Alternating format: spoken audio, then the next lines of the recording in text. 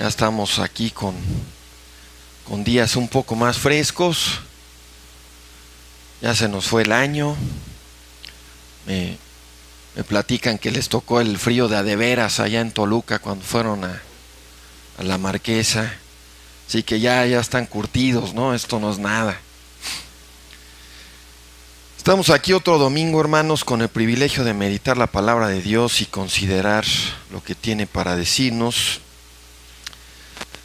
Vamos a examinar un versículo con la ayuda de Dios que se encuentra dentro del famoso Sermón del Monte, cerca de las bienaventuranzas en el capítulo 5 de Mateo. Es un texto que nos debería llamar y cautivar a todos, que correctamente aplicado es imposible de eludir o esquivar lo que dice este pasaje, ¿no? Muchas veces eso es lo que tratamos de hacer ante la predicación de la palabra. Queremos esquivar las implicaciones de lo que escuchamos. Queremos encontrar alguna excusa, alguna puerta de salida de emergencia para no ser confrontados por la palabra de Dios.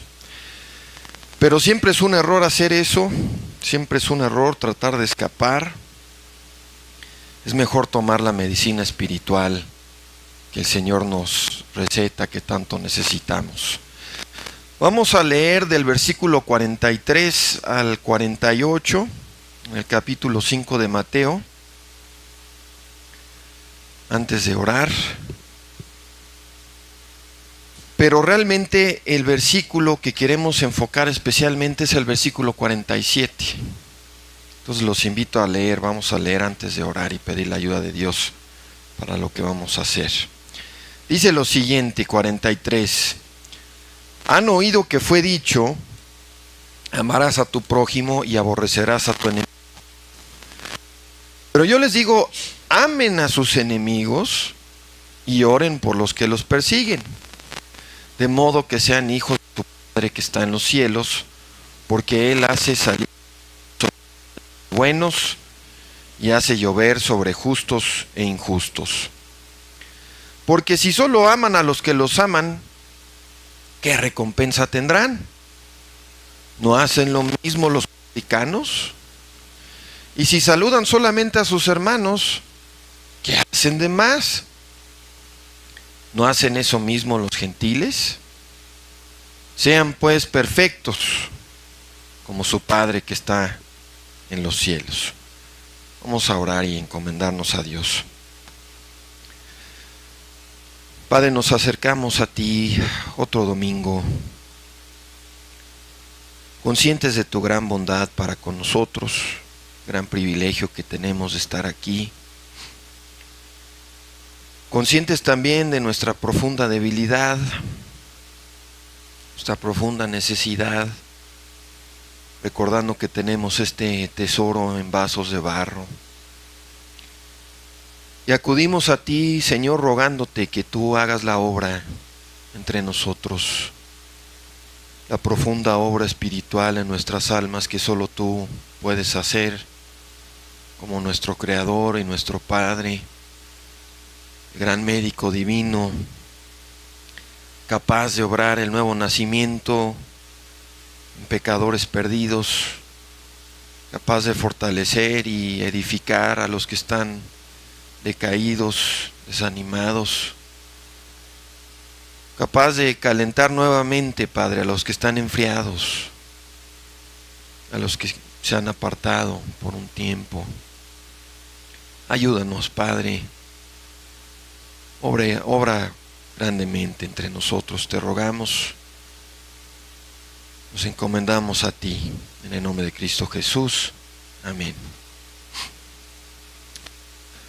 Lo primero que vamos a hacer es detenernos unos momentos para analizar la traducción de nuestro pasaje inicial. La mayoría de las versiones en el español que leí traducen la primera parte de este versículo 47 como lo acabamos de leer. Si saludan solamente a sus hermanos, ¿qué hacen de más? Con esa traducción pareciera que lo que el texto está preguntando es, Si solo saludas a tus amigos o si solo saludas a los que te saludan, ¿en qué te excedes? ¿Cómo es que das más o cómo es que vas más lejos de lo normal? Pero hay traducciones, por ejemplo la King James en inglés, que dejan esta pregunta todavía más clara. Dicen, si saludas solamente a tus hermanos, ¿qué haces más que otros? Ese es el título que le pusimos al mensaje. ¿Qué haces tú más que otros? No es solo que haces de más o que haces de sobra, es que haces más que otros. Se incluye aquí una comparación en estas traducciones, ¿no? Otra variante en la traducción está en la parte final del versículo. Prácticamente todas las traducciones al español dicen, si no hacen esto hasta los gentiles. Si solo saludas a los tuyos, no hacen esto hasta los gentiles.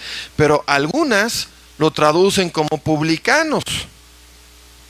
Mantienen la misma comparación que se hace en el versículo anterior, el versículo 46. Lo voy a leer así. Si solo aman a los que los aman, ¿qué recompensa tendrán? ¿No hacen lo mismo hasta los publicanos? Ahora, ¿se acuerdan, no? Un gentil era cualquier no judío. Cualquier persona de cualquier otra nación, de cualquier otra o cualquier otro origen étnico, cualquier no judío. Pero un publicano sería una comparación aún más fuerte para esta audiencia judía. Los publicanos eran los agentes del SAT en el tiempo de Cristo, que en muchos casos, si no es que en todos, eran ladrones y extorsionadores. De hecho, cuando leemos esta comparación con publicanos en general en la Biblia, están haciendo alguna comparación con alguien profundamente despreciable, ¿no? Con alguien grandemente malvado. Es interesante cuando te metes a estudiar todo esto de los publicanos, porque realmente los publicanos no eran tan claras como las cosas son en teoría con los impuestos hoy día que pagamos, ¿no? No era como que vas al súper y pues ahí te van a poner el 16% del IVA a lo que sea que compres. No, los publicanos te hacían su cálculo de lo que según ellos tú debías. Y pues era prácticamente imposible de refutarlos, ¿no? A lo mejor llegabas un día y decías, no, pues debes 30% de lo que ganaste, y otro día debías 40, y otro día debías 25, y fulanito debía 20 y el otro debía 40. Pues tenían el poder estos cuates, podían robarte, ¿no? No podías hacer nada ante estos ladrones y extorsionadores. Recolectaban el impuesto que iba para el imperio opresor, el imperio romano que los tenía subyugados al pueblo judío en ese entonces, ¿no? Entonces estas personas estaban entre las más odiadas por todos los judíos. Y vean, hay otra variante más que encontré en la traducción que dice, no hacen lo mismo hasta los idólatras. Entonces están los gentiles, los publicanos y los idólatras. El texto está diciendo, hasta los publicanos, hasta los idólatras saludan a quienes los saludan y aman a quienes los aman. Pero tú, creyente, lo que Cristo está diciendo es, tú, creyente, debes ir más lejos. ¿Qué haces tú por encima de lo que hace el mundo que te rodea? Este es un versículo dirigido a quienes se identifican como seguidores de Cristo. Y es un versículo que debería sacudirnos, hermanos. Un versículo que debería dejarnos pensando y meditando. ¿Se ve esto que demanda la Escritura en nuestras vidas? ¿Se debería ver más? Oye, tal vez sí se asoma un poquito. ¿Se debería ver más? Cristo mismo es quien hace la pregunta. Y es una pregunta, como vamos a ver, que se aplica a muchísimos temas. Se puede aplicar casi a cualquier aspecto de la vida cristiana. Si eres creyente, si eres seguidor de Cristo, ¿qué haces más que otros? ¿Qué diferencia tu conducta de la del mundo? La pregunta luego incomoda, ¿no? Nos rasca profundo. Es difícil de aplicar porque busca y descubre cosas en nosotros que preferiríamos no ver. cosas que preferiríamos ahí echar abajo de la alfombra y no pensar, no considerar. De entrada, esto nos muestra que Dios está muy interesado en cómo vivimos, hermanos. Aún después de nuestra conversión en Cristo, a Cristo, le interesan nuestras acciones y nuestras obras. Le interesa qué hacemos, pero además le interesa el por qué lo hacemos. Y hasta el cómo lo hacemos. Así que antes de adentrarnos más con la aplicación de esta pregunta del versículo 47, vamos a dar un poco más del contexto del pasaje. ¿Qué hay en este capítulo 5 de Mateo? Ya dijimos que esto se encuentra en medio del Sermón del Monte. Y es importante detenernos un poco a enfatizar algunos puntos de lo que muchos consideran el sermón más famoso de la historia. El predicador de este sermón fue el mismísimo Hijo de Dios. Cristo predicó este sermón. Y algo crucial para entender el Sermón del Monte es que el Sermón del Monte y las bienaventuranzas no son un instructivo sobre cómo ser salvo. Esto no es un instructivo sobre cómo lograr ser un creyente. Las bienaventuranzas no son una lista resumida de pasos que hay que seguir para lograr la salvación. Pero así lo interpretan muchos. Leen esto y creen que este es el instructivo. Estos son los pasos que hay que seguir. Leen a partir del versículo 3. Bienaventurados los pobres en espíritu, porque de ellos es el reino de los cielos. Bienaventurados los que lloran, porque serán consolados. Bienaventurados los mansos, porque recibirán la tierra por heredad. Bienaventurados los que tienen hambre y sed de justicia, porque serán saciados. Bienaventurados los misericordiosos, porque recibirán misericordia. Bienaventurados los de limpio corazón, porque ellos verán a Dios. Bienaventurados los que hacen la paz, porque ellos serán llamados los hijos de Dios. Bienaventurados son los perseguidos por causa de la justicia, por causa de Cristo, porque de ellos es el reino de los cielos. El mundo y las religiones falsas del mundo leen esto y creen que esta es una serie de pasos que hay que seguir para lograr la salvación. Y están tan engañados que se creen capaces de vivir esto, capaces de ponerlo en práctica por sí mismos, en sus propias fuerzas. Se creen capaces de ser pobres en espíritu, capaces de y verdaderamente por sus pecados, capaces de ser mansos. Consideran que tienen hambre y sed de santidad, de justicia, que son capaces de ser misericordiosos, capaces de producir un limpio corazón. El creyente verdadero se mira a sí mismo y dice, ¿cómo? ¿Un limpio corazón? ¿De dónde? Solo en Cristo, ¿no? Pero el mundo dice, no, yo soy capaz de ser pacificador, capaz de soportar persecución en la causa de Cristo. Creen que lo que Cristo hizo en el Sermón del Monte fue decir, hagan esto para lograr su salvación. Hagan esto para ser adoptados como hijos de Dios. Pero en realidad ningún inconverso es capaz de hacer nada de esto, amigos. No realmente. No de una manera auténtica y aceptable para Dios. Las bienaventuranzas no existen en el inconverso. No pueden existir en ellos porque Dios llama bienaventurado, feliz, a quienes realmente viven esto. Y ningún inconverso es bienaventurado. Ningún inconverso es realmente feliz. ¿Qué es lo que significa? Bienaventurado significa feliz. En realidad las bienaventuranzas son características que distinguen al creyente del mundo. Si tuviéramos el currículum de cualquier creyente, esta lista de cosas debería existir en su vida, en alguna medida. Es lo que distingue al creyente del mundo. En cada uno de estos puntos, los creyentes debemos ir más lejos y ser diferentes al mundo.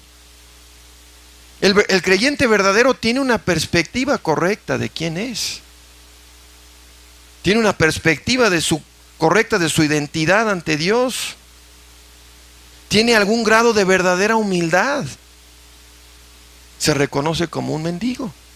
un mendigo espiritual. El verdadero creyente llora por su pecado.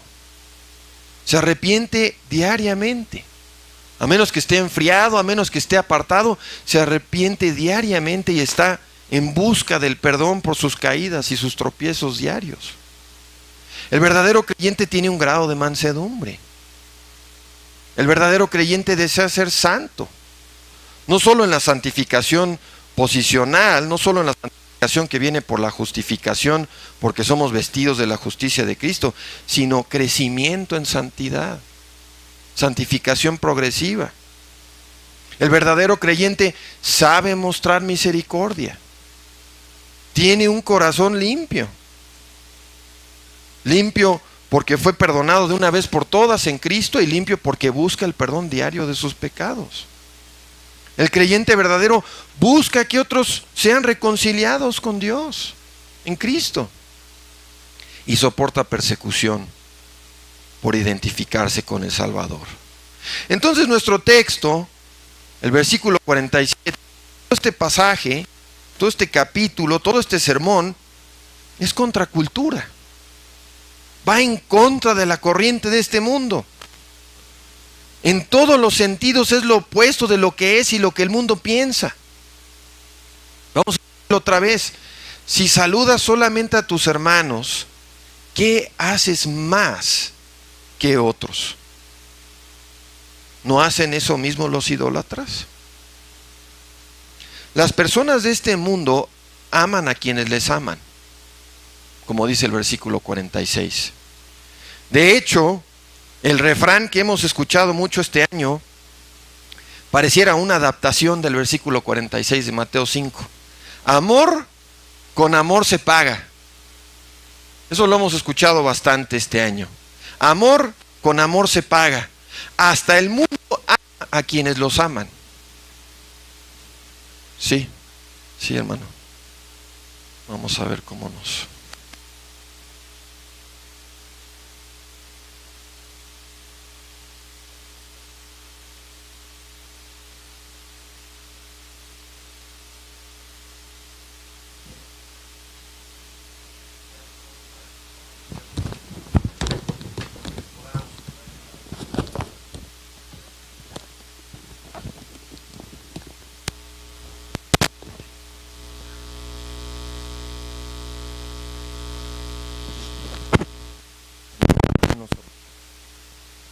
No hay cuidado, hermano, no hay cuidado. Sí, ok. Decíamos que hemos escuchado esto de amor con amor se paga. Hasta el mundo ama a quienes los aman. Hasta el mundo hace cosas buenas para los suyos, para los de casa. Esa es la costumbre normal, que no siempre se cumple, por cierto, ¿no? Pero la costumbre normal es corresponder a quien te haga bien, devolver bien a quien te hace bien, pero hacer más de lo esperado en cualquier esfera de la vida, ir más lejos sin antes recibir o sin tener algún motivo egoísta de por medio, eso no se ve muy seguido. Eso no es tan común. Así que en este pasaje vemos que la verdadera religión, el cristianismo bíblico real, es algo sumamente práctico. Tiene implicaciones para la vida real. No es algo etéreo, dudoso, que quién sabe cómo se ve en la vida, quién sabe cómo se vive. Es un error, hermanos, asumir que el cristianismo bíblico se concierne solo con lo que creemos. Esa es una mentira que probablemente todos hemos sido tentados a adoptar en algún momento de nuestro caminar cristiano. Hermanos, ser un creyente se trata de lo que creo. Es un asunto de lo que yo creo. Es un asunto meramente mental. No es así. Creer es fundamental, la mente y el entendimiento son fundamentales para el creyente, pero si nuestro cristianismo es solo intelectual, estamos en problemas. Porque el verdadero cristianismo no se detiene con la mente. No es solo una especie de filosofía. No es algo dirigido solo a la mente que no se manifiesta en la vida práctica. Creer es central a la vida en Cristo. Doctrina sana es vital. Pero si mi fe no lleva una vida transformada, que hace más y va más allá de lo que hace el mundo, algo anda mal. La fe del creyente es algo que debe producir obras y cambios en su vida. Debe producir obediencia a Dios, obediencia a su ley. Los invito a Gálatas capítulo 5. Vamos a ver, vamos a estar leyendo muchos textos aquí. Solo los voy a invitar a leer algunos. Gálatas capítulo 5, versículo 6. Lo vemos aquí. Dice lo siguiente: pues en Cristo ni la circuncisión ni la incircuncisión valen nada. ¿Se acuerdan que en esta etapa del cristianismo había muchos judaizantes que andaban diciendo a los gentiles, el cristianismo se tiene que mezclar con la ley ceremonial del Antiguo Testamento? Tienes que hacerte judío, sí tienes que creer en Cristo, pero también tienes que hacerte judío. Andaban tratando de mezclar las cosas, habían muchos que estaban insistiendo en eso. Si no te circuncidas, no puedes ser creyente. Pero vean lo que dice Pablo en la segunda mitad de este versículo. Este símbolo de la circuncisión, esta obra externa, no salva a nadie. Ha sido abolido, no vale nada. Pero lo que sí vale, lo que sí salva, es lo que dice aquí: una fe que actúa por medio del amor. Con eso cierra el versículo. Realmente conocer a Cristo, una fe verdadera en Él, va a producir acciones en tu vida. Va a producir obras.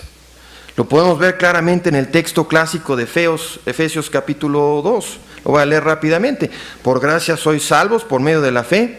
Esto no de ustedes, pues es don de Dios.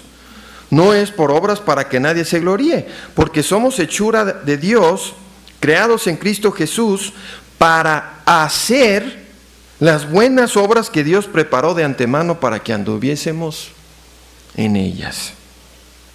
La salvación es por pura gracia, nadie la puede ganar ni merecer.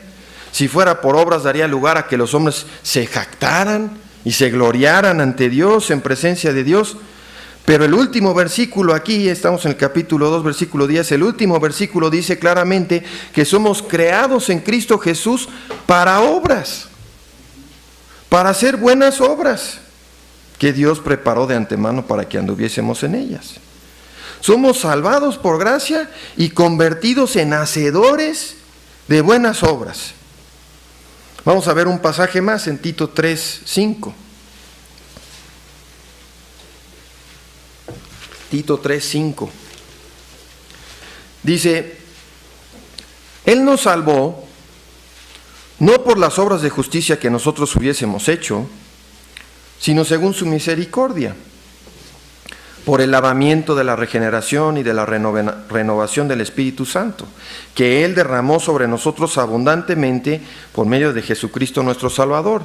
Y esto para que, justificados por su gracia, seamos hechos herederos conforme a la esperanza de la vida eterna. Y vean el versículo 8, vean en qué va a aterrizar esto. Fiel es esta palabra. Acerca de estas cosas quiero que insistas con firmeza, para que los que han creído en Dios procuren ocuparse en buenas obras. Estas cosas son buenas y útiles a los hombres. Pablo le dice a Tito: quiero que insistas con firmeza en este punto. Entonces no hay lugar para la actitud antinomiana, la actitud que dice: somos salvos por gracia, así que ya no importa. Yo soy salvo por gracia, ya no importa qué haga. Tengo libertad para pecar. Es una perversión del Evangelio. Es una perversión de la gracia de Dios. Muy bien, hermanos, ya pusimos una base inicial a todo esto. Ahora vamos a analizar más profundamente esta pregunta que nos hace el Señor. Lo primero que se nos deja claro aquí es que hay una clase de buenas obras que todo mundo hace. Hay una clase de buenas obras que todo mundo hace. Y eso no es más que lo normal, no es más que lo esperado. Hasta los narcos saludan a los suyos. Hasta los coyotes, los robabancos, los asaltacamiones, los secuestradores. Pongan ustedes el ejemplo que quieran. Todo mundo saluda, todo mundo ayuda, todo mundo ama a los suyos. Todo mundo hace alguna medida de bien a los de casa. Parte del contexto de este pasaje es que entre los oyentes del Sermón del Monte estaban los fariseos. Y ellos también hacían bien a los suyos. Pero lo que Cristo está diciendo a los creyentes es que eso no basta. Hacer bien a los tuyos, a tu familia, a tus amigos, a tus compañeros, no basta si eres creyente. Leemos un poco antes, aquí en el mismo capítulo 5 de Mateo, en el versículo 20. Cristo dijo, les digo que a menos que su justicia, es decir, sus buenas obras, sean mayores que las de los escribas y los fariseos, jamás entrarán en el reino de los cielos. Las buenas obras de un discípulo de Cristo deben exceder las buenas obras del mejor fariseo que jamás haya vivido. Cristo efectivamente nos está diciendo, a menos que nuestras buenas obras sean mayores que las de los escribas y los fariseos, jamás entraremos en el reino de los cielos. Y esto es verdad, hermanos, en dos sentidos. Es verdad porque los creyentes tenemos la justicia de Cristo puesta a nuestra cuenta, una justicia perfecta, mayor que la de cualquier hombre, pero también es cierto porque nuestras obras son superiores a las de un fariseo. Son superiores. ¿En qué sentido, hermano? Pues simplemente ahora somos capaces de realizar obras aceptables a Dios, porque estamos en Cristo. Y porque ahora somos capaces de realizar buenas obras motivados correctamente. Ahora somos capaces de obrar motivados por gratitud, capaces de obrar motivados por un deseo de glorificar a Dios. Leemos aquí mismo en el capítulo 5 de Mateo, versículo 16.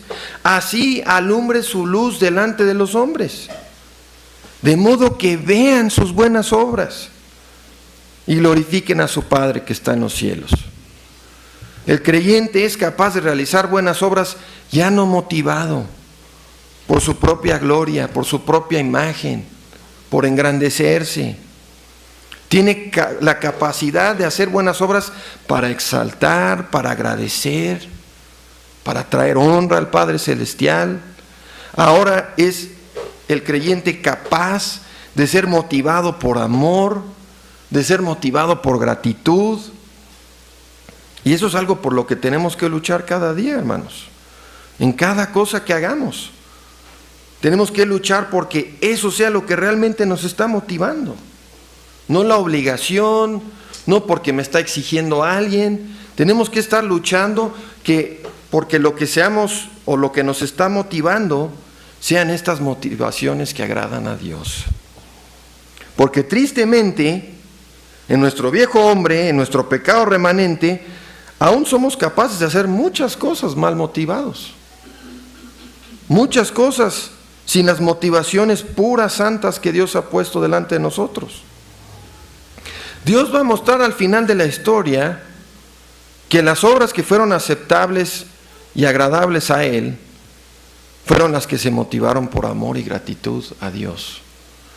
Va a haber una montaña enorme de obras quemadas, hermanos, de cosas que no valen nada, que se hicieron mal motivadas por vanagloria, por obligación. Pongan ustedes llenen ustedes el blanco. Van a ver una montaña de obras, de años de trabajo en teoría, de grandes obras realizadas en este mundo en teoría, quemadas. Porque no fueron motivadas correctamente. Y Dios lo va a mostrar al final de este mundo. Va a mostrar que la vanagloria y los malos motivos han movido a millares. Y también va a mostrar que muchos creyentes hicieron más que otros bien motivados. Incluso amar a sus enemigos, bien motivados, de una manera que agrada a Dios. Y eso es lo que debe movernos a nosotros. Por lo tanto, si amamos a Cristo, Él nos hace la pregunta: ¿tú qué haces más que otros? Bien, nos quedan dos grandes secciones del sermón. Lo que vamos a hacer es considerar una lista de cosas que Cristo no preguntó, que nosotros solemos sustituir por lo que realmente preguntó. Vamos a considerar una lista de cosas que Cristo no preguntó en este Sermón del Monte, y vamos a aterrizar en las cosas prácticas, una lista de formas en las que los creyentes debemos ir más lejos que el mundo que nos rodea. A lo mejor muchos de ustedes están pensando solo en términos de dar dinero o de hacer favores a otras personas, pero vamos a ver que hay muchas otras aplicaciones que tal vez no hayan pensado a esta pregunta que Cristo nos hace. Entonces, avanzando, vamos a recalcar, vamos a notar lo que Cristo no preguntó. En primer lugar, Cristo no preguntó: ¿qué sabes más que otros? ¿Qué sabes más que otros? Hay muchos que se jactan de eso en este mundo, muchos creyentes. Hermano, ahora sé más que nunca de la Biblia. Sé más que los pentecostales de donde salí. Yo pasé años con ahora yo sé más que el pastor pentecostal que escuché durante tantos años. Sé más que los pentecostales de donde salí. Sé más que los mormones que tocan a mi puerta cada rato. Llegan, tocan a mi puerta y yo ahí estoy listo. Y me pongo a refutarlos y me pongo a decirles cómo están equivocados, en qué están errados, cómo han malinterpretado, cómo se han desviado. Sé más que mis vecinos católicos. Veo ahí a mi vecino católico, ahí tiene su altar y su ídolo y lo anda llevando para todos lados y le anda poniendo sus veladoras. Yo sé más que ellos, sé mucho más. Yo ya entiendo que todo es una mentira. Mi doctrina es sana, mi entendimiento es completo. Tengo en casa a los mejores comentaristas. Tengo a MacArthur, tengo a Berkhoff, tengo a Hendrickson, tengo a Gill, tengo a Matthew Henry. Pues si es así, hermano, qué bueno que tengas estos comentaristas, qué bueno que los estudies. Pero eso no es lo que preguntó aquí Cristo. No es lo que preguntó. Cristo no dijo qué sabes más que otros, dijo qué haces más que otros. Siempre tenemos que guardarnos de la tentación de envanecernos, de inflarnos porque conocemos doctrina sana. Tenemos que guardarnos de la tentación de pensar que no hay que seguir a Cristo, solo hay que saber de Cristo. Leemos en 1 Corintios 8 que el conocimiento envanece, pero el amor edifica. El conocimiento infla, el amor edifica.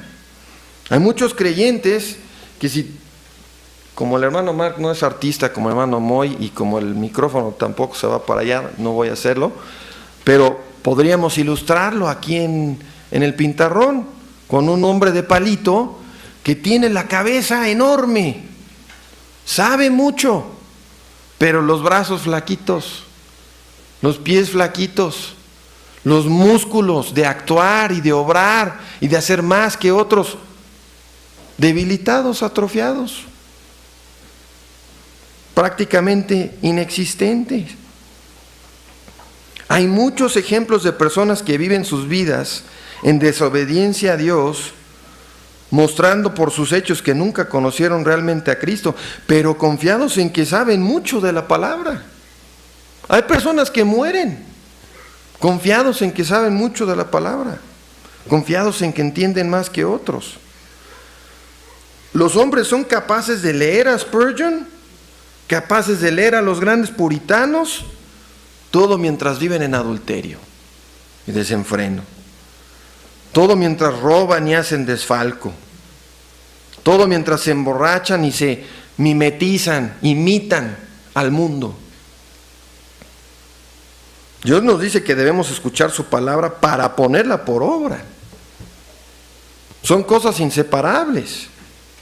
No todo el que me dice Señor, Señor entrará en el cielo, en el reino de los cielos, sino el que hace la voluntad de mi Padre que está en los cielos. Entonces, amigos, a Cristo le importa mucho lo que hacemos en nuestras vidas. Le importan mucho nuestras obras, una vez que estamos en Cristo. El cierre del Sermón del Monte en Mateo capítulo 7 recalca esto mismo. Leemos en el versículo 24: cualquiera pues que oye estas palabras y las hace, será semejante a un hombre prudente que edificó su casa sobre la peña. Entonces Cristo no preguntó qué saben más que otros. Cristo tampoco preguntó qué dicen más que otros. Hemos de identificarnos siempre con Cristo, sí, en cada oportunidad, cuando nos presentamos en el trabajo, cada oportunidad que tengamos, hermanos, en el trabajo, en cualquier lugar, muchas veces nos hacen preguntas, ¿no?, que nos dan la pauta, nos dan la oportunidad de mencionar a Cristo, de mencionar que estamos en Cristo, que conocemos a Cristo, que seguimos a Cristo, que nuestras vidas giran en torno a Cristo. Hemos de siempre estar listos para confesar a Cristo, para identificarnos con Él. Pero solo decir lo correcto no hace que se vuelva una realidad en nuestras vidas. Hay muchas personas que aprenden a decir lo correcto. Andan por todos lados con Dios te bendiga, hermano. Bendiciones. Gloria a Dios, amén. Pero sus vidas y sus obras no son diferentes a las de cualquier mundano. Muchas personas aprenden a hablar como cristianos. Dicen cosas buenas y responden bien a muchas preguntas. Hablan como un creyente, pero no hacen como un creyente. No viven como un creyente. Y vean, hermanos, en el orden de las cosas es más importante lo que hacemos que lo que decimos. Es más importante lo que hacemos que lo que decimos. Puedes hablar como un creyente de años y nunca haber conocido a Cristo un solo día de tu vida. Puedes hablar como un creyente de años, pero nunca haber vivido un solo día de tu vida como un creyente. Para Dios es más importante nuestro caminar que nuestro hablar. Pudiéramos ser personas muy calladas, pero si estamos viviendo la palabra, estamos agradando a Dios. Leemos en 1 de Juan: si decimos que tenemos comunión con Él, pero andamos en tinieblas, mentimos y no practicamos la verdad. 1 de Juan 1:6. Si nuestro caminar no coincide con nuestro hablar, mentimos.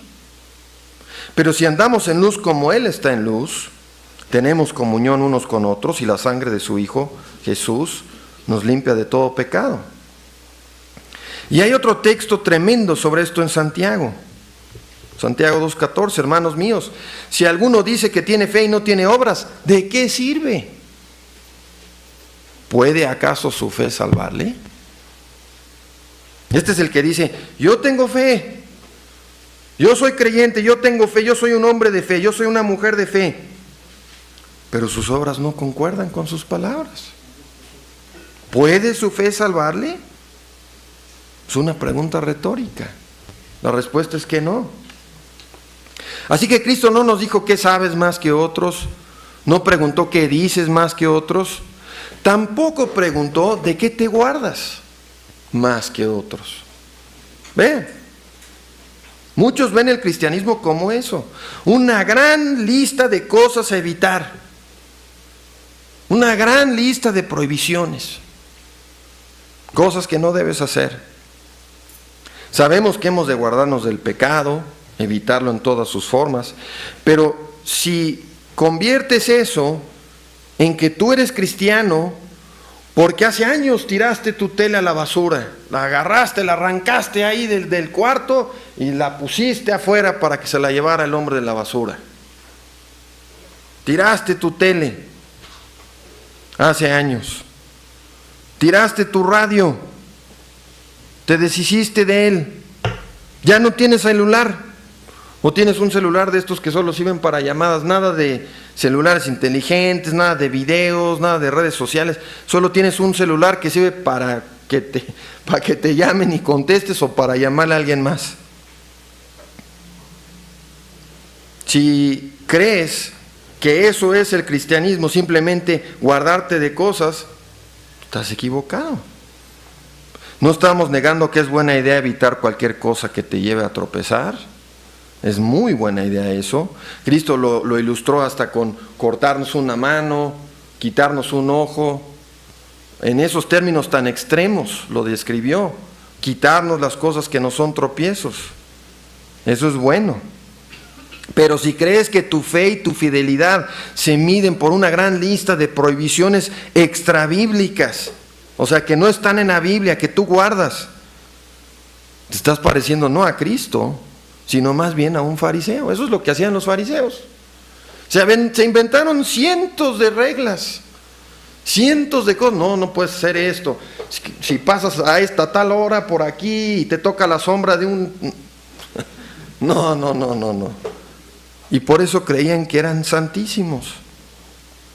Seguir a Cristo no es solo evitar cosas, no solo abstenerse, es tomar acción. Es actuar en santidad. Los pecados que evitas deben ser sustituidos por buenas obras. No robarás, por lo tanto serás honrado. No es solo no robar, es ser fiel, es ser honrado, ser justo. No mentirás, por lo tanto dirás la verdad. No tomarás el nombre de Dios en vano, lo honrarás. Hay personas que tienen miedo de tomar el nombre de Dios en vano, lo cual lo deberían tener mucho. Deberían tener mucho miedo de tomar el nombre de Dios en vano. Pero hay personas que así crecieron en un hogar donde conocían sus padres a Cristo tal vez, y saben que eso está mal. Y no los vas a escuchar tomar el nombre de Dios en vano, pero tampoco los vas a ver honrándolo ni glorificándolo. No cometerás adulterio, serás fiel. En vez de este pecado, esta buena obra. En vez de ser homicida, ama a tu hermano. Así que ahora, para concluir, ya vimos la lista de las cosas que Cristo no dijo. Ahora vamos a aterrizar en lo que es la parte más importante del mensaje. ¿Qué hay de diferencia en tu vida, creyente? ¿En qué difiere tu vida de la vida de un buen ateo? De un ateo moralista, que no cree en Dios, pero busca hacer el bien. ¿Qué hay de diferente? ¿Qué haces tú más que otros? Si alguien te siguiera por un día, ¿qué verían de diferente? ¿Qué diferencia encontrarían? Vamos a ver una lista de puntos aquí en esta última parte del sermón. Y podríamos estar aquí mucho tiempo, pero no lo vamos a hacer, solo vamos a enfocar algunos puntos, hermanos. El mundo que nos rodea, y sobre todo Dios, ven una actitud diferente en nosotros como creyentes. La tendencia natural de todos es quejarnos a cada rato. Quejarnos del trabajo, quejarnos de los vecinos, de la familia, del gobierno, de la situación del país. Parece que siempre hay algo de qué quejarnos, ¿no? En el día a día, en cualquier momento del día prácticamente hay algo de qué quejarnos. A la hora de sentarnos a comer, hay algo de qué quejarnos. A la hora de salir a la calle, hay algo de qué quejarnos. A la hora de llegar al trabajo, hay algo de qué quejarnos. Siempre hay algo, pareciera, de qué quejarnos. Pero el creyente debería ser más que otros en esta área de su vida. Su actitud y su disposición debería ser mucho mejor que la de un inconverso. Debería reflejar gozo, gratitud, fe. Deberíamos hacer más que otros en la actitud que guardamos todos los días. Leemos en Filipenses: hagan todo sin murmuraciones y contiendas. ¿A ti cómo te conocen en casa? ¿A ti cómo te conocen en el trabajo? ¿Una persona que hace todo sin murmuraciones y contiendas?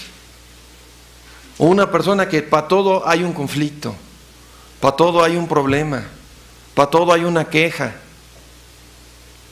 Hagan todo sin murmuraciones y contiendas para que sean irreprensibles y sencillos, hijos de Dios sin mancha, en medio de una generación torcida y perversa, en la cual ustedes resplandecen como luminares en el mundo.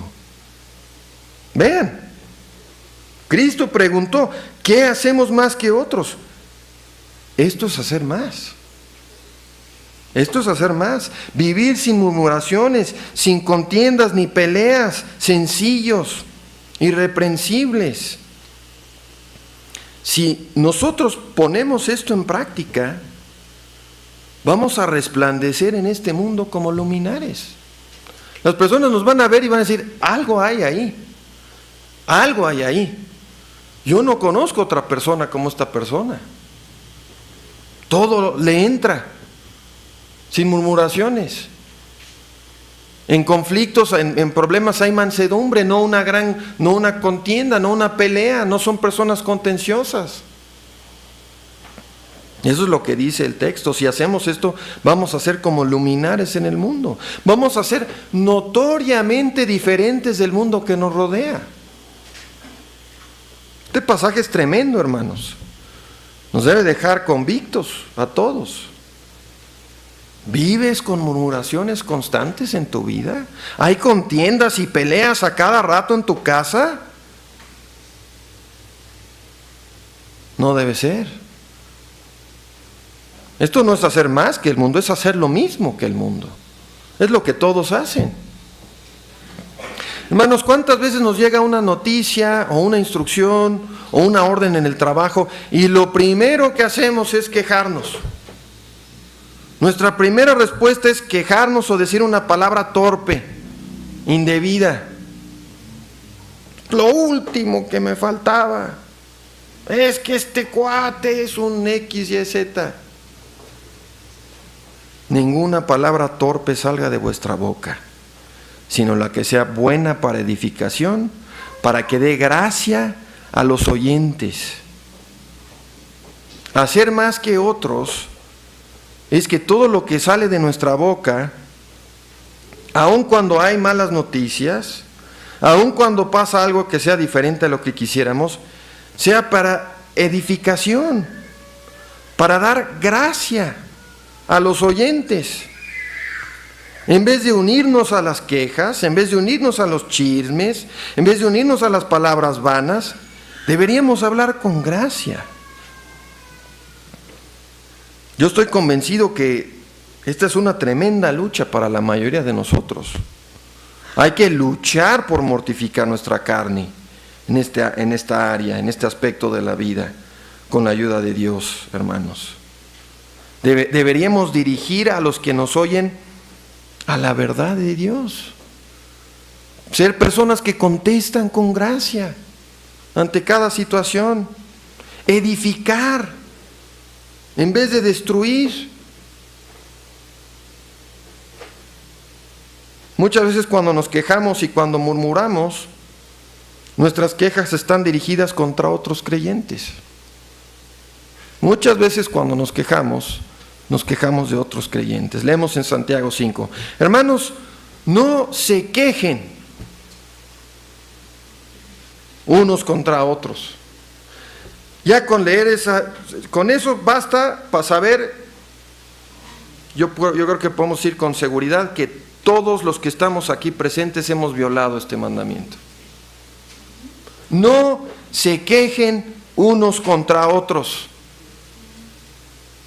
Oye, hermano, ¿y qué tan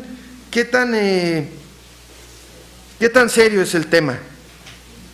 Para que no sean condenados. He aquí, el juez está a la puerta, o en la puerta. El juez es Cristo. Los creyentes no podemos andar por la vida quejándonos, criticando y atacando a otros hermanos a sus espaldas. Eso es lo que hace el mundo. Es hasta cómico, ¿no? La persona se va de la reunión, casi cierra la puerta y ya están todos dándole con todo a sus espaldas. Eso es lo que hace el mundo. Nosotros tenemos que hacer más que el mundo, ser mejores que el mundo, ir más lejos. Vamos saliendo de la iglesia, ahí estamos, ¿no? Es que el hermano tal y no me saludó y me quitó mi lugar y yo estaba hablando y me quitó la palabra y me hizo feo y me miró de tal manera y no me consideró. Estaban unos hermanos por allá hablando de algo bien padre que yo quería estar incluido y no me incluyeron. Y la lista nunca acaba. Salimos por la puerta de este lugar y ahí estamos, quejándonos de lo que no nos pareció. No estamos hablando de que Dios cómo me habló con el sermón, cómo me impactó, cómo me bendijo. No, la lista de las cosas que hay que comentar saliendo de la iglesia, el hermano fulanito, tache, la hermana fulanita, tache, y así. Esto es un asunto serio, hermanos. Dios no quiere esto entre nosotros. La advertencia es que seremos condenados. La advertencia es que el juez está a la puerta, está ya tocando a tu puerta. ¿De qué otras formas podemos hacer más que los que nos rodean? Con nuestra gratitud. Con nuestra gratitud. Leemos en 1 Tesalonicenses 5:18. Dad gracias en todo, porque esta es la voluntad de Dios para con ustedes, para con vosotros, en Cristo Jesús. La conversión y la vida diaria de los creyentes debe estar llena de agradecimiento a Dios. Tú no has vivido un día sobre la faz de la tierra en el que Dios no haya merecido tu gratitud, en el que Dios no te haya hecho bien, te haya pasado lo que te haya pasado. Eso es lo que Dios espera de un creyente, un corazón lleno de gratitud todos los días. Si tenemos ganas de quejarnos por algo, la mejor cura. Cuando a ti te entra en la mente una queja o estás aferrado a algo que alguien te hizo, una queja, un problema, algo que te tiene disgustado, la mejor medicina es reemplazar eso por gratitud, empezar a orar y darle gracias a Dios. No me gusta este lugar donde vivo. No, más bien, gracias a Dios que tengo un techo. No me gustó esta comida, no me gustó este transporte, no me gusta mi trabajo, no me gusta mi pareja, no me gustan mis hijos. No, más bien todo eso hay que agradecérselo a Dios. Dios ha ordenado todo en tu vida. Todo lo que tienes en tu vida Dios lo puso ahí. ¿Cuántas de nuestras oraciones están llenas de gratitud? Estoy seguro que los que oramos metemos muchas peticiones a favor de lo que nosotros queremos. Pero ¿cuántas son gratitud? ¿Cuántas son nosotros expresándole a Dios gracias? Gracias.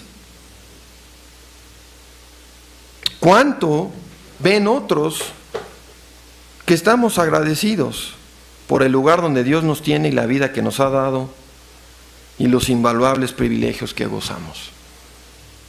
Otras personas nos consideran una persona con contentamiento. Es bueno el título del libro del contentamiento que debe estar allá atrás, ¿no? Una joya rara, dice. Es decir, pocos tienen contentamiento, pocos están contentos con lo que Dios ha hecho en sus vidas, lo que les ha dado, donde los tiene. Otros nos conocen como personas con contentamiento. ¿Cómo nos expresamos de la vida que Dios nos ha dado? O se nos conoce como personas quejumbrosas, descontentas, malagradecidas. Otro punto en el que hemos de ir más lejos que los que nos rodean es en cómo respondemos a la ansiedad. Los creyentes no debemos ser conocidos como personas ansiosas. La preocupación y la ansiedad no deberían caracterizarnos. Muchas veces como creyentes no nos ponemos a pensar, no nos cae el 20 de que la preocupación es pecaminosa.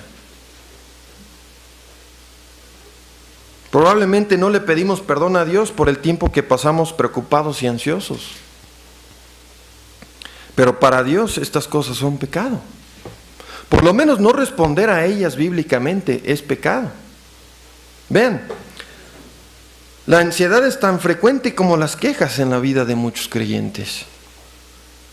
Muchos nos parecemos al mundo en estas cosas, cuando deberíamos ir más lejos,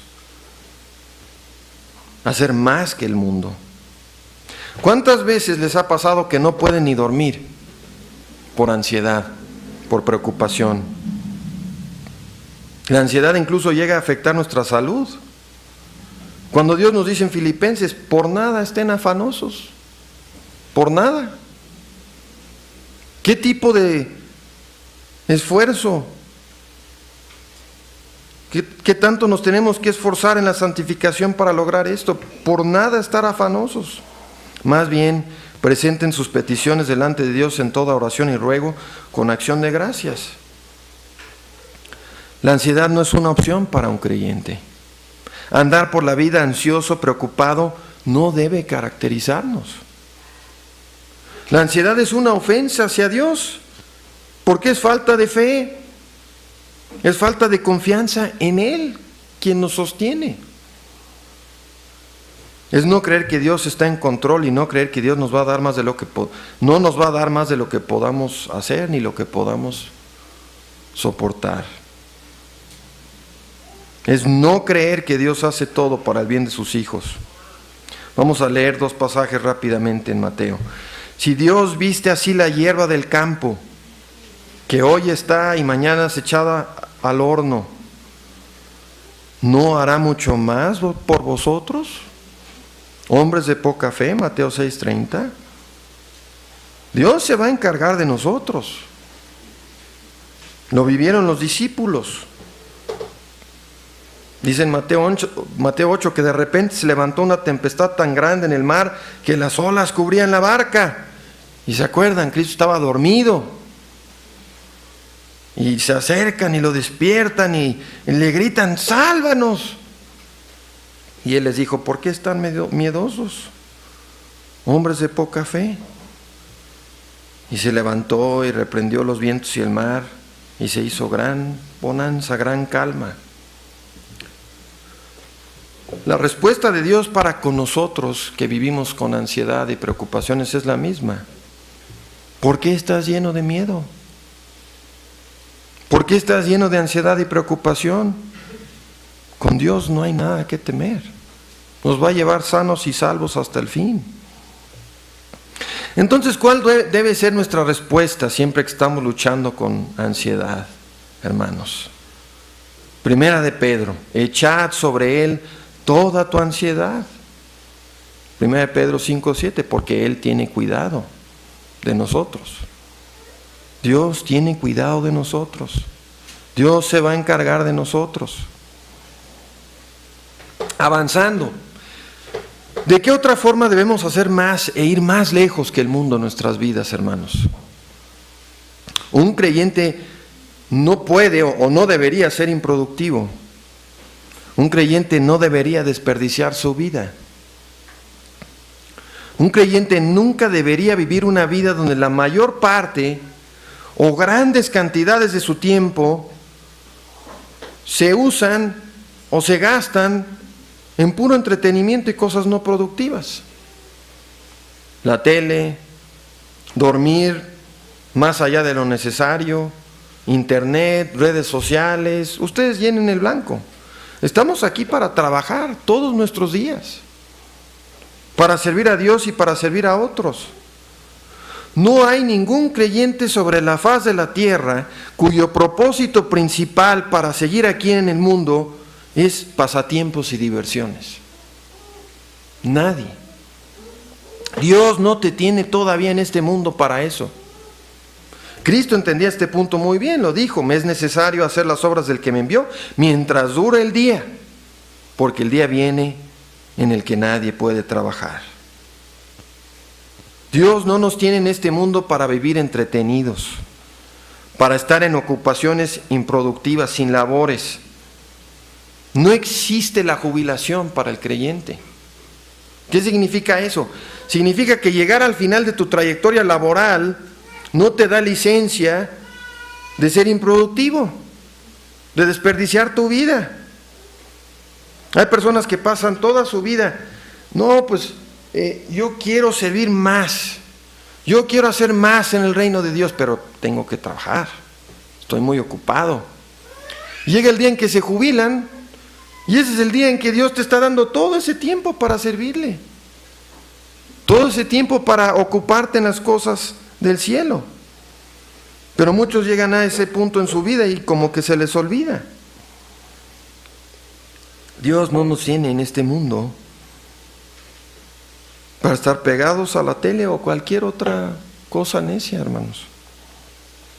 Leemos en Efesios: mirad con cuidado cómo se comportan.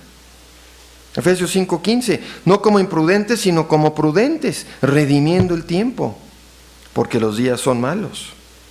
Leemos en Proverbios: el que recoge en el verano es un hijo sensato, pero el que duerme en tiempo de la siega es un hijo de vergüenza. Dios nos guarde de esto, hermanos. Entonces cerramos preguntándonos nuevamente: si alguien te siguiera por un día, ¿qué vería diferente en tu vida? ¿Qué diferencia encontraría en tu carácter, en tu vida de familia? ¿Verían una vida llena de contiendas y peleas en casa, murmuraciones y quejas, ansiedad, oportunidades desperdiciadas? ¿O verían que haces más que otros porque en tu vida hay mansedumbre, gratitud, fe, diligencia? ¿Verían que haces el bien sin esperar nada a cambio? ¿Verían que das sin recibir? ¿O verían que todo en tu vida se somete a la prueba de ¿tú qué has hecho por mí últimamente? Yo nunca he visto que tú des de más, ¿por qué habría de hacerlo yo? ¿Por qué habría de ayudar a alguien que nunca me va a corresponder? ¿Qué diferencia vería alguien que te observa en tu trabajo? ¿Qué diferencia veríamos en cómo usas tu tiempo, en qué lees, en cómo oras, en las diversiones que disfrutas? Esta pregunta llega al corazón de la vida cristiana, llega al corazón de lo que significa seguir a Cristo. ¿Qué haces tú más que otros? Cristo hace toda la diferencia en un alma. La pregunta es si tu vida está reflejando esa diferencia en tu vida. Si tu vida está reflejando esa diferencia que Cristo obra. ¿Tu religión es práctica o es meramente mental? ¿Se ve en cómo vives o se queda solo en lo que entiendes? Solo en lo que dices, solo en lo que evitas. Vamos a orar.